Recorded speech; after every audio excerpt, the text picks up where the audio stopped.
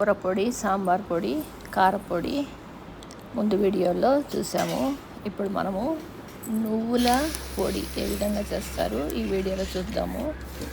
మనము కూరలు చేసుకునేటప్పుడు ఆ కూరలు రుచి మరింత మెరుగుపరచడానికి ఇటువంటి పొళ్ళు పైన చల్లితే ఆ కూరకి రుచి రెట్టింపు అవుతుంది.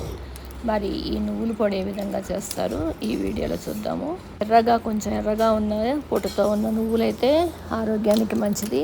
అటువంటి నువ్వులు తీసుకుని మనము పొడి ఎంత కావాలంటే అన్ని నువ్వులు తీసుకుని నేనైతే ఒక పావు కిలో తీసుకున్నాను. దాన్ని వేయించుకోవాలి. చాలా తొందరగా వెళ్ళిపోతాయి. 3/4 ఫ్లేమ్లో పెట్టి వేయించుకోవాలి. మనకి గలగల చప్పడి వస్తుంది. అదేవిధంగా అవి కమ్మటి వాసన కూడా వస్తుందన్నమాట వేగిపోయేటప్పుడు అనమాట.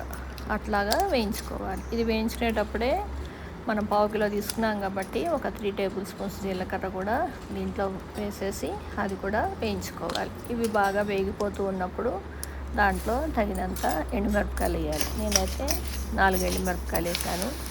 ఎండుమిరపకాయలు కారం ఉన్నాయి, మళ్ళీ ఎక్కువ కారం తినం మేము, అందుకని 4 వేసాను. ఇవి వేయించుకొని అన్నీ వేగిపోయిన తర్వాత అప్పుడు దాన్ని కచ్చాపచ్చా పొడి చేసి పెట్టుకోవాలి. బాగా మెత్తగా గ్రైండ్ చేయకూడదు, దాన్ని నూనె ఓడుతున్నట్టు ఉంటుంది. ఇంకా ఇది వేడిగా ఉన్నప్పుడు కూడా గ్రైండ్ చేయకూడదు. చల్లారిన తర్వాత మాత్రమే గ్రైండ్ చేయాలి. ఒక్క తిప్పేస్తే సరిపోతుంది. కచ్చాపచ్చా గ్రైండ్ అవుతుంది. అలా ఉంటేనే బాగుంటుంది ఈ పొడి. ఇక ఇది అన్నంలో కలుపుకొని నెయ్యి వేసుకుని తింటే చాలా బాగుంటుంది. అన్నంలో తింటమే కాక ఆధారుగా ఇది మనం చేసుకునే కూరల్లో కూడా ఈ పొడి వేసుకుంటే బీరకాయ, సొరకాయ, పొట్లకాయ అటువంటి నీరు అధికంగా ఉన్న కూరల్లో కూర అంతా వేగిపోయిన తర్వాత ఆ నీరున్న కాయల్లో కొంచెం తడి ఎక్కువ ఉంటుంది.